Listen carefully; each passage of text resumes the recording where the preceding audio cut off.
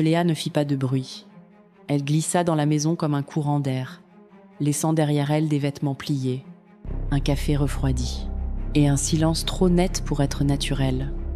Chloé, elle, était habituée à ne pas exister, toujours dans l'ombre, toujours en retrait, celle qu'on oubliait de saluer. Mais quand sa sœur parfaite s'évapora, ce fut Chloé que le vide regarda. Et ce fut elle qui décida d'ouvrir les portes fermées.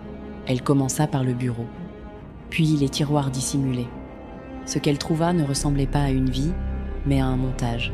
Des cartes de visite au nom de Léa, mais avec un numéro jamais utilisé. Des reçus de voyage dans des villes que Léa jurait ne connaître. Et surtout, un carnet relié de cuir, rempli de notes, de codes, de photographies collées. Une double existence, tissée avec une précision chirurgicale. Chloé sentit le sol se dérober. Sa sœur ne menait pas une vie secrète. Elle en jouait une. Le coup de massue vint d'une boîte à chaussures, rangée au fond d'un placard. À l'intérieur, des archives, actes de naissance, certificats médicaux. Tout portait le nom de Léa. Sauf que les dates ne correspondaient pas. Les clichés montraient une fillette aux yeux clairs, sans cicatrice. Sauf que, glissé entre deux feuillets, un contrat jauni mentionnait un échange, une substitution, approuvée, finalisée. Chloé resta immobile. La femme, qui avait ri à ses anniversaires, qui l'avait protégée, n'était pas sa sœur. C'était une inconnue, une actrice, une remplaçante.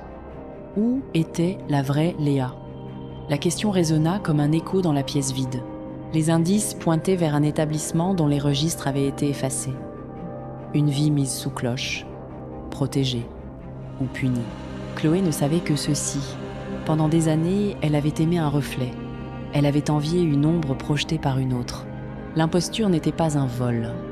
C'était un rôle, si bien tenu que la fiction avait fini par digérer le réel. Elle referma le carnet. Le silence de la maison n'était plus une absence, c'était une attente. Quelqu'un avait orchestré ce remplacement, quelqu'un veillait encore. Tandis que la nuit tombait, Chloé comprit qu'elle ne chercherait plus à retrouver sa sœur. Elle chercherait à comprendre qui elle avait été, elle. La vérité se tenait dans le regard qu'on porte sur le passé. Et ce regard était le sien. Merci d'avoir partagé ce cauchemar. Abonnez-vous pour ne pas manquer le prochain secret.